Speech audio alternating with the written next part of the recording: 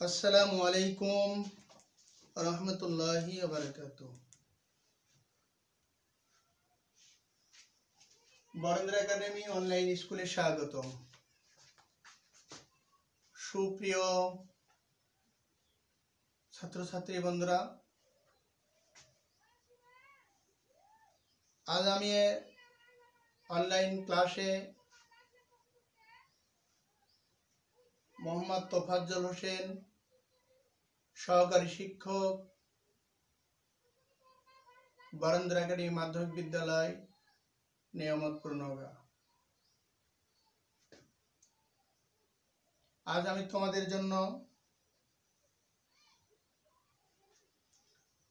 ষষ্ঠ শ্রেণীর ছাত্রছাত্রী বন্ধুদের জন্য ইসলাম ও নৈতিক শিক্ষা বিষয়ের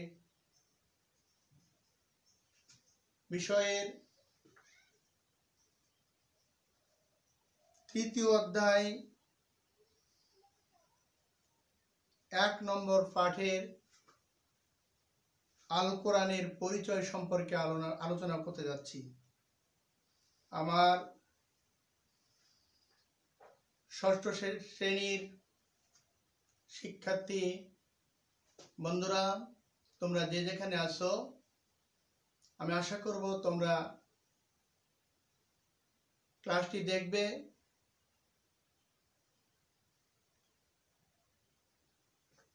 তাতে তোমরা উপকৃত হবে, তোমরা লাভবান হবে। আমার প্রিয় ছাত্রছাত্রী বৃন্দ, দেরি না করে ক্লাসটি শুরু করি। আজকের বিষয় হচ্ছে আল কুরআনের পরিচয়। আল কুরআনের পরিচয়। তো বন্ধুরা, এই পাঠ শেষে আমরা শিখন ফলগুলি জেনে নিই। এই পাঠের শেষে আমরা কি কি শিখব, সেই শিখন ফলগুলি আগে আলোচনা করি।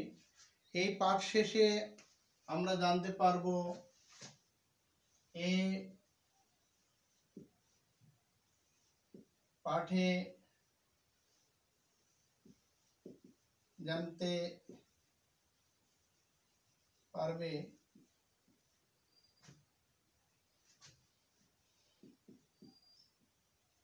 আল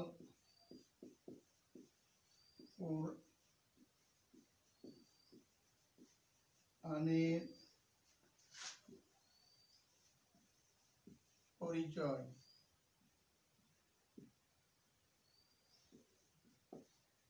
এই পাঠে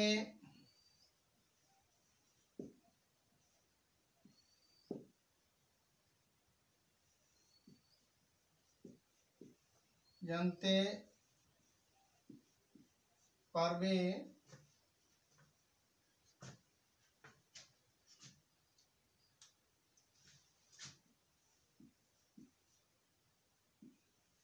আল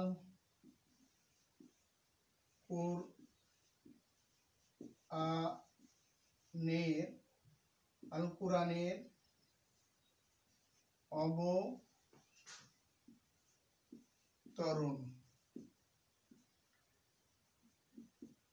এই পাঠে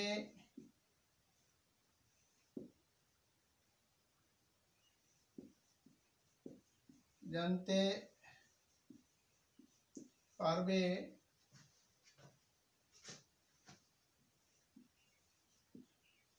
আল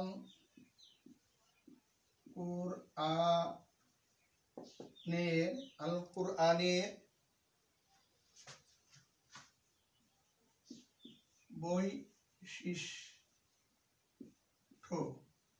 বৈশিষ্ট্য।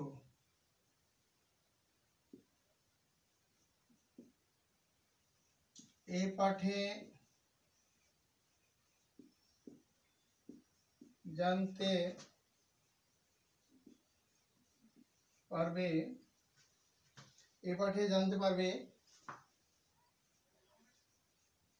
আল কুরআনের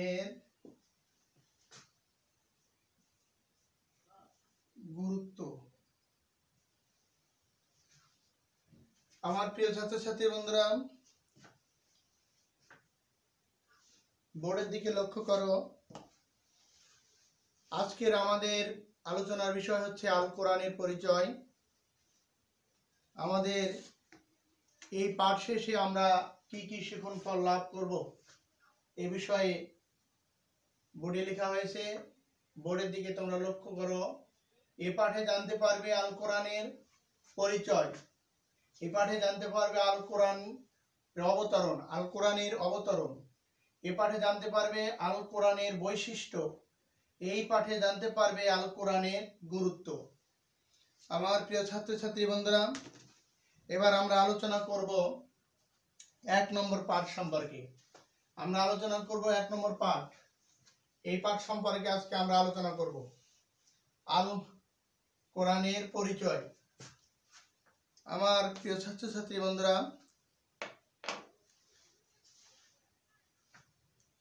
কোরআন মাজিদ আল্লাহর বাণী। কোরআন মাজিদ আল্লাহর বাণী। এটি সর্বশেষ ও সর্বশ্রেষ্ঠ আসমানি কিতাব। মানব জাতির হেদায়েতের জন্য আল্লাহ তাআলা শেষ নবী হযরত মুহাম্মদ সাল্লাল্লাহু আলাইহি সাল্লামের উপর এই কিতাব নাজিল করেন। এতে রয়েছে আল্লাহ তাআলার পরিচয়, তার গুণাবলী, ঈমান ও ইসলামের মূল কথা, সার কথা। এতে রয়েছে জ্ঞান বিজ্ঞানের সার কথা। আজ পর্যন্ত এই কোরআনুল কারিমের অর্থাৎ এই কোরআন মাজিদের কোনো রকম পরিবর্তন ঘটেনি। একটি নক্তা, একটি অক্ষরও পরিবর্তন ঘটেনি। আমার ষষ্ঠ শ্রেণীর বন্ধুরা, তোমরা যে অনেক গল্পের বই পড়েছো, তোমরা অনেক বই পড়েছো, তোমাদের ক্লাসের বই পড়েছো, দেখে গেছে একটা বইয়ের শুরু থেকে শেষ পর্যন্ত যদি ভালোভাবে লক্ষ্য করা যায় অনেক ভুল ধরা সম্ভব হবে। তারপরে তোমরা এই বছরে এক রকমের পড়া পড়ছো, তাতে বাক্য ভাষা অনেক পরিবর্তন করা হয়। কিন্তু আমার বন্ধুরা, ওই আহ্বান কাল থেকে কাফের, ইহুদি, নাসারা, খ্রিস্টানরা, বিধর্মীরা চেষ্টা করছে কোরআনকে অবিকৃত করার জন্য। অবিকৃত করার জন্য চেষ্টা করেও কোনো লাভ তাদের হয়নি। কারণ এই কোরআনের দায়িত্ব, হেফাজতের দায়িত্ব আল্লাহ নিজেই গ্রহণ করেছেন। তোমরা হয়তো শুনেছো যে এই কোরআনের হেফাজতের দায়িত্ব একমাত্র আল্লাহর কাছেই। তোমরা অনেকে অনেক কিতাব, অনেক বই, অনেক কিতাব অনেক সময় নষ্ট হয়ে যায়, ধ্বংস হয়ে যায়। ওইরূপ কিতাব বই তৈরি করা সম্ভব হয় না, কারণ তা সম্ভব নয়। কিন্তু কোরআনুল কারিমের হেফাজতের দায়িত্ব একমাত্র আল্লাহ তাআলার কাছে, তিনি নিজেই গ্রহণ করেছেন। এই জন্য কোরআনুল কারিম এর কোনো পরিবর্তন নাই। এই কোরআন অবিকৃত অবস্থায় রয়েছে, থাকবে কিয়ামত পর্যন্ত। আমার বন্ধুরা, কোরআন মাজিদ হলো আল্লাহর বাণী। এতে আল্লাহ পাকের পরিচয় রয়েছে, এতে আল্লাহ পাকের গুণাবলীর কথা রয়েছে, এতে সকল জ্ঞান বিজ্ঞানের কথা রয়েছে। এতে এমন কিছু নেই যা কোরআনের মধ্যে নেই, সকল কিছুই এই কোরআনের মধ্যে রয়েছে। তাহলে আমরা জানলাম কোরআন হলো আল্লাহর বাণী। কার উপর নাযিল হয়েছে? আমাদের নবী হযরত মুহাম্মদ সাল্লাল্লাহু আলাইহি সাল্লামের রয়েছে। কি জন্য হয়েছে?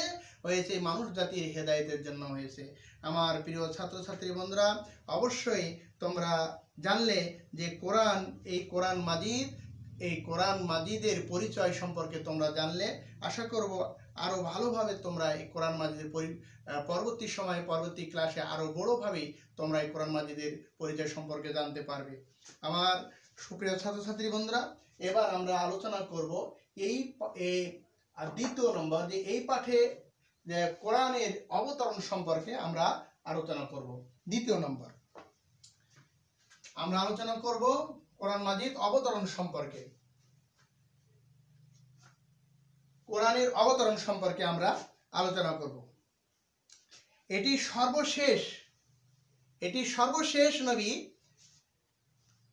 আল্লাহ পাক যুগে যুগে অনেক নবী রাসূল প্রেরণ করেছেন।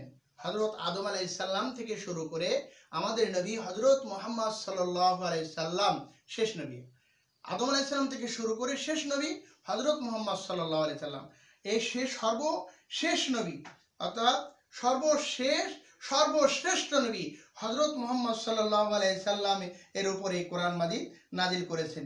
এই কোরআন ছিল সর্বপ্রথম আল্লাহ তাআলার কাছ থেকে লাউহে মাহফুজে, অর্থাৎ লাউহে মাহফুজ শব্দের অর্থ সংরক্ষিত ফলক।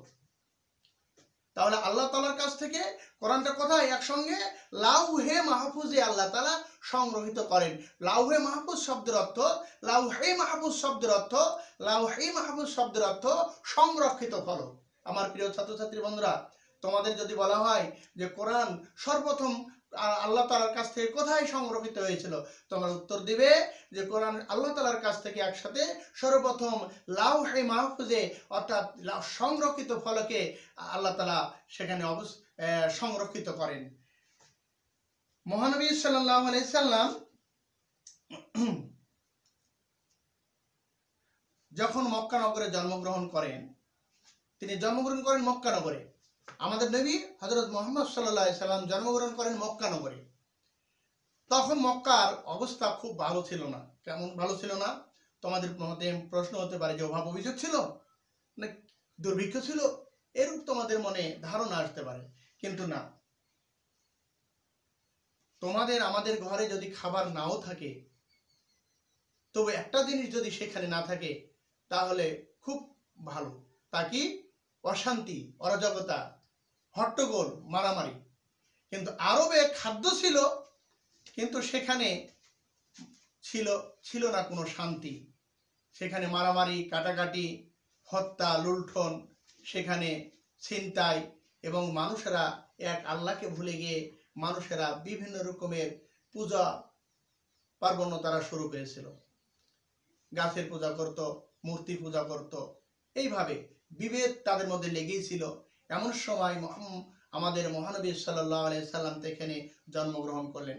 নবীজি যখন বুঝতে শিখলেন, জ্ঞান পেলেন, নবীজি যখন জ্ঞান হলো, তখন নবীজি এই বিষয়ে ভাবতেন, নবীজি চিন্তা করতেন যে এইভাবে মারামারি, কাটাকাটি, হট্টগোল, বিশৃঙ্খলা, আর একটা মূর্তিকে নিজের তৈরি মূর্তি তৈরি করে, মাটি দিয়ে মূর্তি তৈরি করে, পাথর দিয়ে মূর্তি তৈরি করে, এই মূর্তি বড় একটা গাছের কাছে গিয়ে মানুষ উপাসনা করছে, প্রার্থনা করছে, তার কাছে সাহায্য চাচ্ছে, এটা কোন অবস্থায় হতে পারে? আমার প্রিয় ছাত্রছাত্রী বন্ধুরা, নবীজি এই কথা ভাবতেন, তিনি চিন্তা করতেন যে আমি কিভাবে আসলাম। এই চিন্তার মাধ্যমে নবীজি ভাবলেন নিশ্চয় আমার স্রষ্টা রয়েছেন, আমার রব রয়েছেন, আমার প্রভু রয়েছেন। তাহলে তার কাছে যদি আমরা সাহায্য চাই, তার কাছে যদি আমি প্রার্থনা করি, তাহলে তিনি আমাকে সাহায্য করবেন। এই চিন্তা ভাবনা করে নবীজি মুহাম্মদ রাসূলুল্লাহ সাল্লাল্লাহু আলাইহি সাল্লাম একটি পর্বতে আশ্রয় গ্রহণ করলেন। এই নবীজি সেই পর্বতে গিয়ে পাহাড়ের গুহায় গিয়ে আশ্রয় গ্রহণ করলেন। সেই পাহাড়ের নাম হলো সাফা। এই পাহাড়ে আশ্রয় গ্রহণ করলেন। আশ্রয় গ্রহণ করে নবীজি ওই হেরা গুহায়, সেটা বলা হয় গুহাটার নাম হলো হেরা গুহা। এই হেরা গুহায় নবী মুহাম্মদ রাসূলুল্লাহ সাল্লাল্লাহু আলাইহি সাল্লাম আশ্রয় গ্রহণ করলেন, এবং তিনি ধ্যান করতেন, জপতেন, চিন্তা ভাবনা করতেন, আরাধনা করতেন যে আমাকে যিনি সৃষ্টি করেছেন তিনি অবশ্যই আমাকে সাহায্য করবেন। এইভাবে তিনি চিন্তা ভাবনা করেন। এমন সময় আমার প্রিয় ছাত্রছাত্রী বন্ধুরা, আল্লাহর কাছে কিছু যদি তোমরা চাও, তোমরা ছাত্রছাত্রী, আমি বলতে পারি তোমরা যদি মনে, যেমন তোমরা সন্ধ্যার সময় বা তোমাদের পড়ার আগে তোমরা বইটা হাতে নিয়ে বিসমিল্লাহির রহমানির রহিম রব্বি জিদনি ইলমা, হে আল্লাহ তুমি আমাকে জ্ঞান দান করো, এইভাবে যদি, এটা কোরআনের বাক্য, এইভাবে যদি বিসমিল্লাহির রহমানির রহিম, আমি আল্লাহর নামে শুরু করছি, সুবহানাল্লাহ, এইভাবে যদি আল্লাহর কাছে সাহায্য চাওয়া যায়, আল্লাহ সাহায্য করবেন।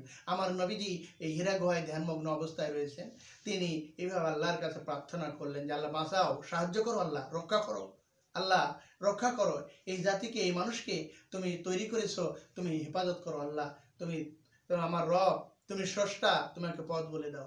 এমন সময় আমার প্রিয় ছাত্রছাত্রী বন্ধুরা, আল্লাহ তাআলার তরফ থেকে এই ওহী নিয়ে জিবরাইল আমিন পবিত্র কোরআনুল কারিমে যে কোরআনের পরিচয় তোমাদের বললাম, যেটা আল্লাহর বাণী, এই কোরআন আল্লাহর বাণী, এই আল্লাহর বাণী নিয়ে জিবরাইল আলাইহিস সালাম উপস্থিত হলেন বিশ্ব নবীদের কাছে। এক পবিত্র কোরআনের একটা সূরা, তার নাম হলো আলাক। এই আলাকের 5টি আয়াত নিয়ে জিবরাইল আলাইহিস সালাম নবীদের কাছে উপস্থিত হলেন। এইভাবে কোরআনের দ্বারা নবীজির কাছে আসতে শুরু করলো। নবীজি 40 বছর বয়সে এই আসা শুরু করেছে, 63 বছর পর্যন্ত, অর্থাৎ 23 বছরে এই কোরআনুল কারিম অবিরামভাবে নাজিল হতেই থাকে। ক্রমান্বয়ে ঘটনা বিশেষে নাজিল হতে হতে 23 বছর ধরে এই কোরআনুল কারিম নাজিল হয়, অবতরণ হয়। তাহলে আমার প্রিয় ছাত্রছাত্রী বন্ধুরা, এই কোরআনুল কারিম এইভাবে অবতীর্ণ হয় বিশ্বনবী মুহাম্মদ রাসূলুল্লাহ সাল্লাল্লাহু আলাইহি সাল্লামের কাছে নিকট, তা মানব জাতির হেদায়েতের জন্য। আমার প্রিয় ছাত্রছাত্রী বন্ধুরা, এবার আমরা জানতে পারবো, আমরা আলোচনা করব কোরআনের বৈশিষ্ট্য সম্পর্কে। এবার আমরা আলোচনা করব এই কোরআনুল কারিমের বৈশিষ্ট্য সম্পর্কে। কোরআনুল কারিমের বৈশিষ্ট্য কি তা সম্পর্কে আমরা এবার আলোচনা করব। আল কোরআন আমরা বারবার জানছি যে আল কোরআন হলো, এটা হলো সর্বশেষ আসমানি কিতাব। সর্বশেষ আসমানি কিতাব। আসমানি কিতাব কতটি? তোমাদের প্রশ্ন করলে তোমরা হয়তো বলতে পারবে আসমানি কিতাব কতটি। আসমানি কিতাব হলো 104 খানা। আসমানি কিতাবের সংখ্যা হলো 104 খানা। কেউ যদি তোমাদের যদি প্রশ্ন আসে আসমানি কিতাব কতখানা, তোমরা বলবে 104 খানা। তার মধ্যে 100 খানা হলো সহিফা, আর 4 খানা হলো বড়। সহিফা তো ছোট হলো 4 খানা, 100 খানা, আর বড় কিতাব হলো 4টি। তা হলো, একটি হলো তাওরাত, জবুর, ইনজিল, আল কোরআন। তাওরাত হযরতে মুসা আলাইহিস সালামের উপর, জবুর হযরতে দাউদ আলাইহিস সালামের উপর, ইনজিল হযরত ঈসা আলাইহিস সালামের উপর, আর কোরআন মাজিদ সর্বশেষ এবং সর্বশ্রেষ্ঠ আসমানি কিতাব। সর্বশেষ এবং সর্বশেষ মানে সবার শেষে কিন্তু সর্বশ্রেষ্ঠ কিতাব আল কোরআন, যা আমরা পেয়েছি। এই কোরআন মাজিদ নাজিল হয়েছে আমাদের নবী হযরত মুহাম্মদ সাল্লাল্লাহু আলাইহি সাল্লামের উপর। এই কোরআন নাজিল হয়েছে। এতে কোরআন মাজিদ সর্বশ্রেষ্ঠ। এতে দিনের যাবতীয় বিষয় বর্ণনা করা হয়েছে। এতে দিন সম্পর্কে যাবতীয় বিষয় হযরত মুহাম্মদ সাল্লাল্লাহু আলাইহি সাল্লামের, আমাদের নবী হযরত মুহাম্মদ সাল্লাল্লাহু আলাইহি সাল্লামের জন্য ছিল এই কোরআন কারীম বড় মুজিজা। আমাদের নবী হযরত মুহাম্মদ সাল্লাল্লাহু আলাইহি সাল্লামের উপর ছিল এই কোরআন কারীম এর বড় মুজিজা ছিল। এটা নবীজির জন্য বড় মুজিজা ছিল, আমাদের নবীজির জন্য। আমার সুপ্রিয় ছাত্রছাত্রী বন্ধুরা, তাহলে এই কোরআনুল কারীম মহানবী সাল্লাল্লাহু আলাইহি সাল্লামের জন্য বড় মুজিজা। কেউ এই ক্ষুদ্রতম সূরা সমতুল্য কিছু রচনা করতেও সক্ষম হয়নি। অর্থাৎ এই কোরআনুল কারীমের বৈশিষ্ট্য হচ্ছে যে কেউ যদি চেষ্টা করে যে এই কোরআনুল কারীমের একটা আয়াতকে পরিবর্তন করবে, এই কোরআনুল কারীমের একটু বিকৃতি করবে, কেউ চেষ্টা করেছে, ওই আবহামান কাল থেকে চেষ্টা করে আসছে, কারো ক্ষমতা হয়নি কোরআনুল কারীমের একটি ছোট্ট ক্ষুদ্রতম সূরা অর্থাৎ একটা আয়াতের পরিবর্তন ঘটাবে, এরকম কারো ক্ষমতা হয়নি। এতে এই পবিত্র কোরআনুল কারীমের মধ্যে রয়েছে যাবতীয়, অর্থাৎ দিনের যাবতীয় বিষয়ের বর্ণনা রয়েছে।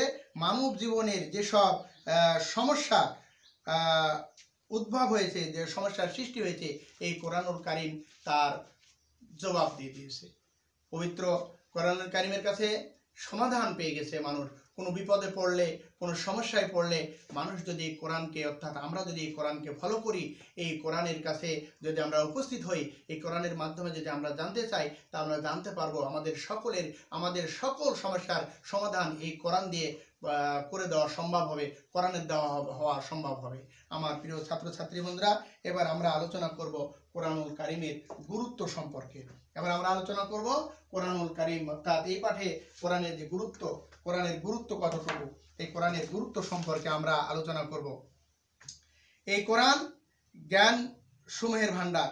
এতে রয়েছে আল্লাহ তাআলার পরিচয়, গুণাবলী বর্ণনা, আর তার ক্ষমতা, গুণাবলী বর্ণনা, আল্লাহ পাকের যে ক্ষমতা, বড়ত্ব, তার বর্ণনা রয়েছে এই কোরআনুল কারীমের মধ্যে। এতে সৌরজগৎ, এতে আসমান জমিন, পাহাড় পর্বত, সব বিষয়ের বর্ণনা রয়েছে এই কোরআনুল কারীমের মধ্যে। এই কোরআনের আরেকটি দিক রয়েছে, কোরআন হলো সত্য মিথ্যার পার্থক্যকারী কিতাব। আমার সুপ্রিয় ছাত্রছাত্রী বন্ধুরা, এই আল কোরআনের গুরুত্ব অপরিসীম। আমাদের জন্য আল কোরআনের গুরুত্ব মানব জীবনে অর্থাৎ আমাদের জন্য অপরিসীম। অর্থাৎ তোমরা এই কোরআনুল কারীম ভালোভাবে জানবে, কোরআনুল কারীম শিখবে, কোরআনুল কারীম তিলাওয়াত করবে, কোরআনুল কারীমের অর্থ বুঝবে, কোরআনুল কারীম সম্পর্কে তোমরা জানবে, এই আশা তোমাদের কাছে আমি করি।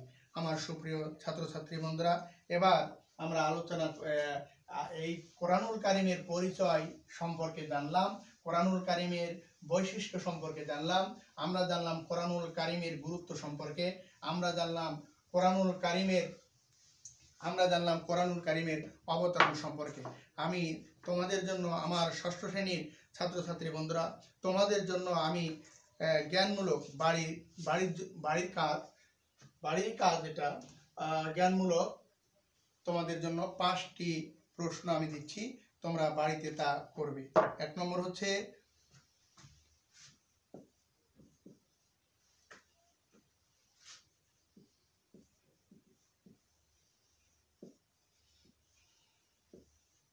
সর্বশ্রেষ্ঠ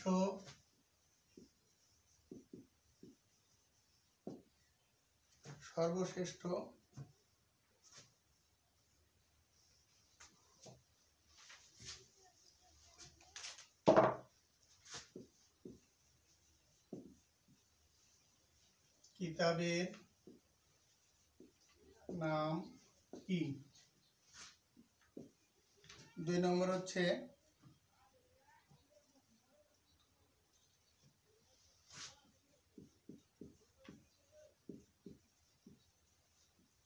কোরআন মাজিদ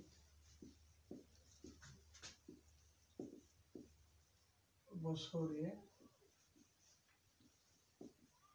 নাজিল হয়। 3 নম্বর হচ্ছে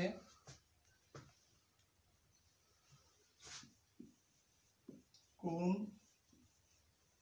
কিতাব আজও অবিকৃত হয়নি। 4 নম্বর হচ্ছে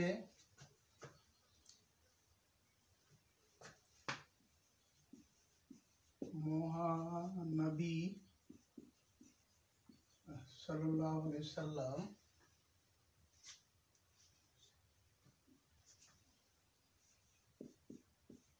কত বছর বয়সে নবুয়ত প্রাপ্ত হন। 5 নম্বর হচ্ছে